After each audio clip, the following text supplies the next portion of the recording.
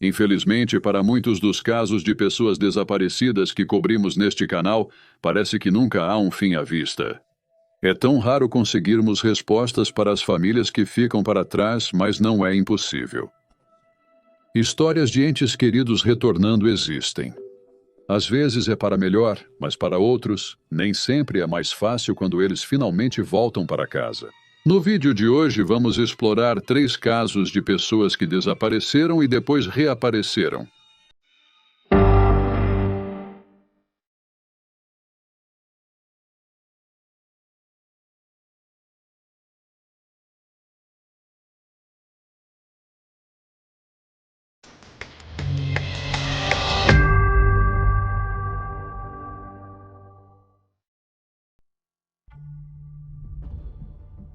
Stephen Kubacki.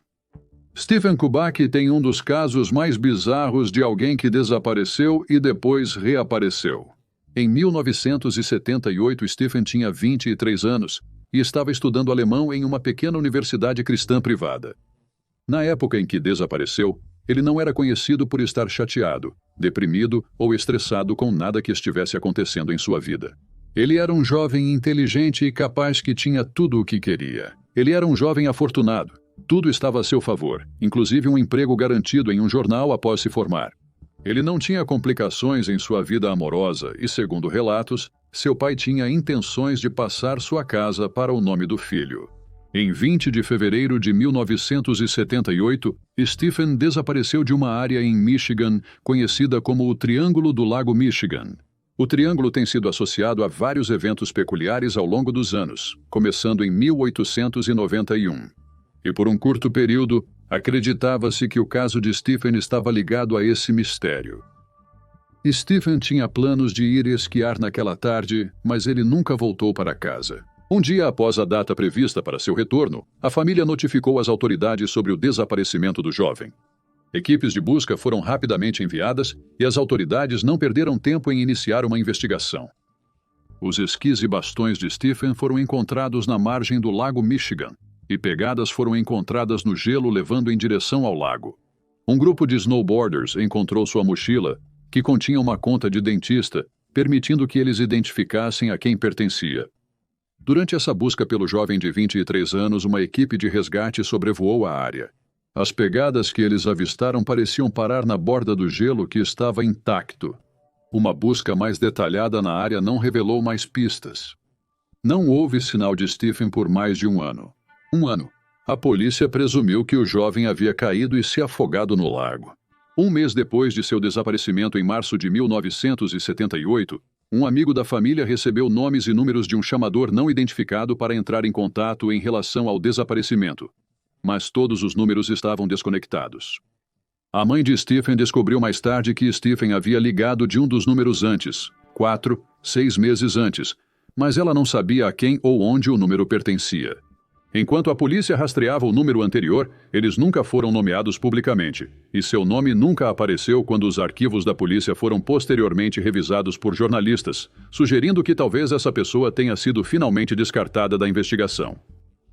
Os detetives que trabalhavam no caso chegaram até a enviar os registros dentários de Stephen para Chicago para ver se o jovem de 23 anos havia se tornado uma vítima do serial killer John Wayne Gacy. 15 meses após o desaparecimento de Stephen, em 5 de maio de 1979, ele apareceu na porta de seu pai. Seu pai, um trabalhador de fábrica aposentado de 53 anos, estava exultante que seu filho finalmente havia voltado para casa, mas naturalmente ele estava confuso.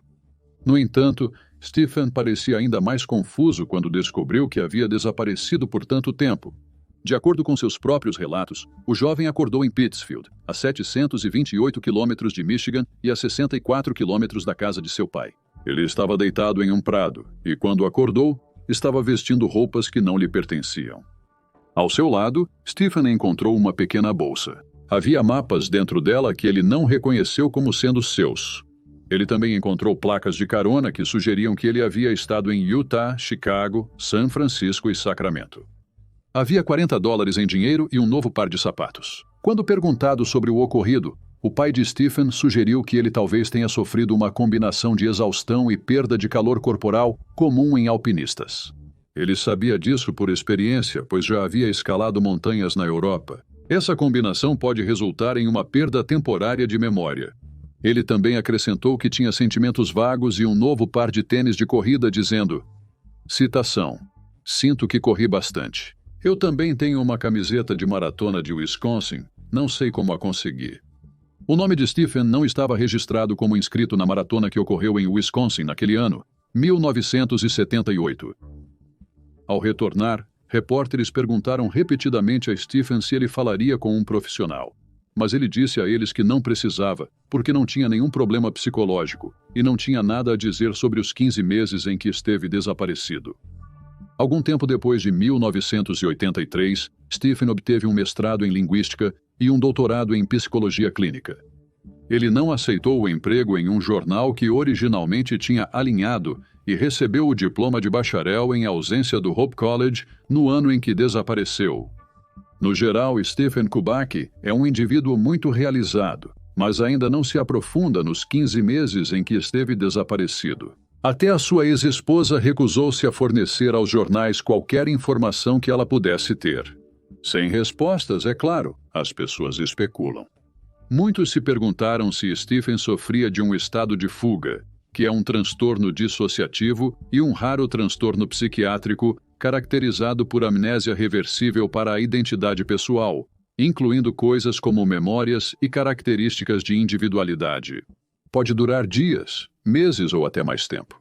Stephen foi descrito por aqueles que o conheciam como um pouco mais livre em espírito do que o estudante médio, o que levou outros detetives online a especular que Stephen partiu por vontade própria, com alguns sugerindo que ele acabou em um culto, envergonhado de onde ele esteve, ou talvez não desejando causar problemas com o grupo do qual ele escapou. Outros sugeriram que ele simplesmente queria um descanso, e sentiu que a única maneira de conseguir isso era desaparecer completamente do mapa. Seja lá o que aconteceu com Stephen Kubacki durante esses 15 meses perdidos, parece que simplesmente nunca saberemos. William Bates. William Horatio Bates nasceu em 23 de dezembro de 1860 em Newark, Nova Jersey.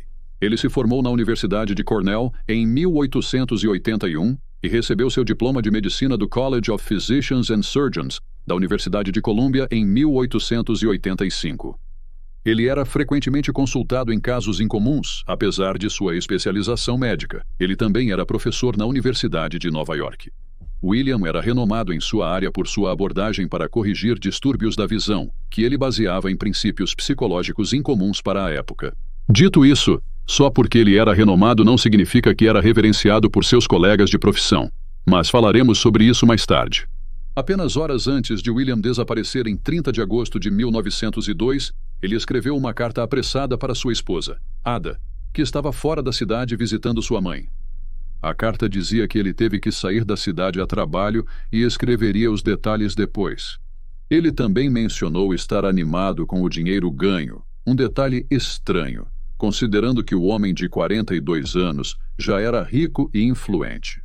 No entanto, William não escreveu para sua esposa mais tarde, como prometido. Ele também não voltou para casa e, em sua carta original, nunca havia declarado para onde estava indo.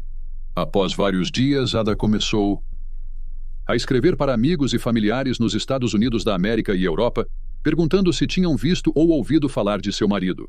William era uma figura proeminente entre os maçons, e por isso, Ada solicitou a ajuda da Sociedade Maçônica para localizar seu marido. Sua foto foi amplamente divulgada. Eventualmente, uma carta chegou do Reino Unido. Um homem com a descrição de William foi encontrado trabalhando como assistente médico no Hospital Charing Cross, em Londres. Ele inicialmente tinha sido um paciente parecia abatido, magro, com olhos profundamente encovados, segundo relatos. William mais tarde admitiu que se lembra de ter passado fome em vários momentos nas 6 semanas anteriores, apesar de sua enorme riqueza. Ada embarcou no próximo barco para a Inglaterra, mas quando chegou, ficou devastada ao descobrir que William não a reconheceu. Ele não tinha nenhuma lembrança de sua vida antes de Londres. No entanto, ele foi persuadido a passar algum tempo com ela e, conforme os dias passavam, vagamente se lembrou de que havia sido chamado para embarcar em um navio e realizar uma cirurgia. Ada tinha toda a intenção de ficar em Londres com ele até que ele se recuperasse. Mas 2 dias depois, William deixou o hotel, e ela nunca mais o viu. Ela continuou a procurá-lo, nunca perdendo a esperança, mas morreu antes que pudesse localizar seu marido em 1907. Quando William foi encontrado novamente, foi em Grand Forks, Dakota do Norte. Em 1910, outro médico e bom amigo de William foi encontrado morto na Dakota do Norte, e seu corpo foi encontrado no norte, cidade onde o segundo filho de William passou e em algum momento esbarrou e o reconheceu. O homem de 50 anos tinha um pequeno consultório na cidade, mas seu amigo o convenceu a voltar para Nova York, onde abriram um consultório juntos. William nunca recuperou suas memórias. Ele seguiu como médico assistente no Harlem Hospital e depois se casou de novo. Em 1917, ele estreou o sistema de exercícios de Bates, em uma revista dirigida por um conhecido charlatão da saúde. O artigo foi bem recebido e aumentou as assinaturas da revista. Em 1920, ele publicou um livro composto por desinformação bizarra e exagero. Seus novos conceitos de cura para tudo estavam em desacordo com tudo o que ele havia sido ensinado e aprendido nas últimas décadas de sua prática. Seus novos métodos o tornaram reverenciado pelo público, mas o colocaram em desacordo com seus colegas. William Bates morreu em 10 de julho de 1931, aos 70 anos. E é desconhecido o que exatamente causou sua perda de memória. Seu obituário no New York Times disse que ele sofreu uma forma estranha de afasia, mas essa é uma doença que limita principalmente as habilidades de comunicação de uma pessoa, em vez de apagar toda a sua memória. Alguns especularam que ele sofria de amnésia retrógrada, enquanto outros se perguntavam se ele era vítima de um transtorno dissociativo, que ocorre em aproximadamente 0,2% da população. Muitos, porém, sugeriram que ele pode ter se afastado de sua antiga vida voluntariamente. Talvez ele estivesse endividado ou cansado de sua vida e casamento. Seja qual for a explicação, a vida e a história de William Bates é um dos casos mais bizarros e curiosos do final do século XIX. John Darwin. John Darwin nasceu em 14 de agosto de 1950 em Hartlepool, County Durham. Ele se casou com Anne Stevenson em dezembro de 1973. Após o casamento, John passou a ensinar matemática e ciências em uma escola local por 8 anos antes de mudar para um emprego no Barclays e depois conseguir emprego como oficial de prisão.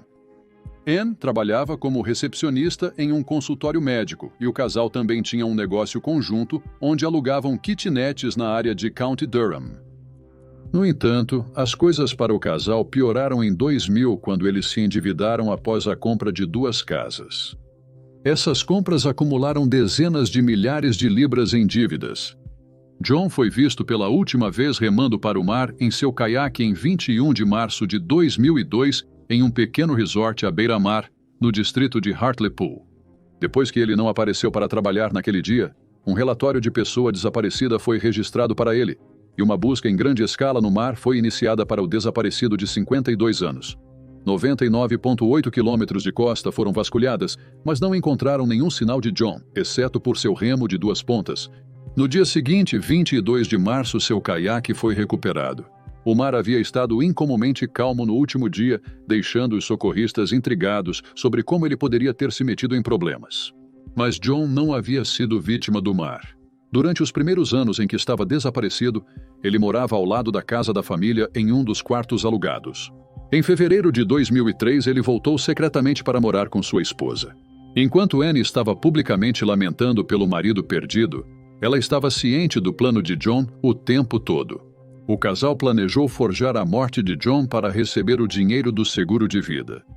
Assim, poderiam quitar suas dívidas e ainda sobrar dinheiro para gastar. Os 2 filhos adultos do casal viviam sozinhos. John e Anne não estavam preocupados em serem flagrados. Uma certidão de óbito para John foi emitida em 2003, listando sua data de morte como 21 de março de 2002. Isso permitiu que Anne coletasse a apólice de seguro de vida do marido. Relatadamente, foram pagos 25 mil libras, além de uma soma muito maior que quitou a hipoteca do casal de 130 mil libras. Em 2003, um inquilino da cama, o quarto de solteiro, avistou John, mas não relatou à polícia. Porque ele, citação, não queria se envolver.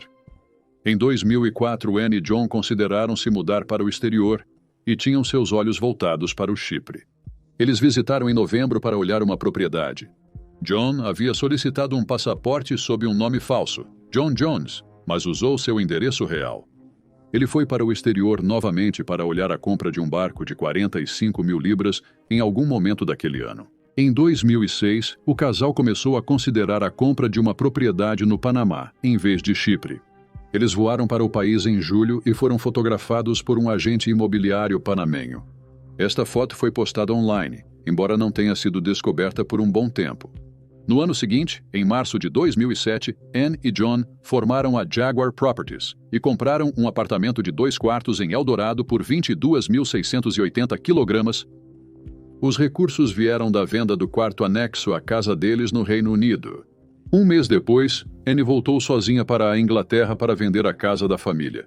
Em maio, eles adquiriram um imóvel tropical de 200 mil libras, perto do Canal do Panamá, com a intenção de construir um hotel. A polícia iniciou uma investigação sobre a morte de Anne e de seu marido em setembro de 2007, quando um colega ouviu uma ligação telefônica entre o casal. Um mês depois, a casa da família foi vendida por 133.951 quilogramas e Anne partiu para o Panamá. Porém, uma alteração nas leis de visto do Panamá levou John a enviar um e-mail para sua esposa em 14 de junho de 2007. Passaportes e identidades agora precisavam ser checados pela polícia do Reino Unido para que britânicos obtivessem vistos de investidores no Panamá. John estava ciente de que, sob tanta investigação, sua identidade falsa nunca se sustentaria. Então, em vez disso, ele elaborou um plano para se entregar fingindo amnésia. Em 1º de dezembro de 2007, John entrou na Delegacia Central de West End, em Londres, alegando não ter memória dos últimos 5 anos. Quando Anne recebeu essa notícia, ela agiu como se estivesse chocada, mas cheia de alegria por finalmente se reunir com seu marido, há muito perdido. No entanto, a polícia já estava desconfiada do casal, dado as frequentes viagens de Anne ao exterior, a transferência de grandes somas de dinheiro e a venda da casa da família. Então, o Daily Mirror publicou a imagem do casal quando estavam no Panamá em 2006, e toda a história começou a se desenrolar. Aos olhos do público, com John sendo apelidado de Homem do Caiaque pela mídia britânica. Anne confirmou que a foto era dela e de seu supostamente falecido marido, e John foi preso enquanto visitava um de seus filhos. Mais evidências condenatórias surgiram quando a polícia encontrou o passaporte de John Jones, e que John havia feito várias viagens ao exterior usando este passaporte falso. Antes da história se desenrolar, os filhos de John ficaram extasiados ao saber que seu pai estava vivo. Mas após o golpe vir à tona, eles expressaram sua desaprovação e anunciaram publicamente que desejavam não ter mais nenhum contato com nenhum de seus pais. Em 2008, Anne e John Darwin foram condenados por fraude. John enfrentou mais acusações relacionadas ao seu passaporte falso. No final, Anne foi condenada a 6 anos e 6 meses, enquanto John foi condenado a 6 anos e 3 meses. Ambos recorreram dessas sentenças e ambos foram rejeitados. O casal foi libertado em liberdade condicional em 2011 e todas as suas propriedades e ativos foram apreendidos para que pudessem pagar o que deviam. Após a libertação da prisão, Anne e John se divorciaram. Segundo relatos, John havia escrito para outra mulher enquanto estavam na prisão, se gabando de sua, citação, alta libido e alegando que estava deixando sua esposa. Ao ouvir isso, Anne cortou laços com seu marido. Em fevereiro de 2015, John, com 64 anos, casou-se com uma mulher filipina na casa dos 30 anos. No mesmo ano, Anne era conhecida por trabalhar com a Real Sociedade para a Prevenção da Crueldade contra os Animais, vivendo uma vida tranquila e honesta. Desde então, ela reparou seu relacionamento com seus 2 filhos, embora não esteja claro se o par algum dia perdoou seu pai por forjar a própria morte. E então, aí estão os fatos. Compartilhe seus pensamentos, teorias e especulações nos comentários abaixo. E lembre-se de curtir este vídeo e se inscrever para apoiar o canal. Se você busca mais conteúdo sobre casos não resolvidos, confira o podcast Detetive de Casos Não Resolvidos, com o link abaixo. Obrigado por assistir. Fique alerta, fique seguro e nos vemos na próxima vez.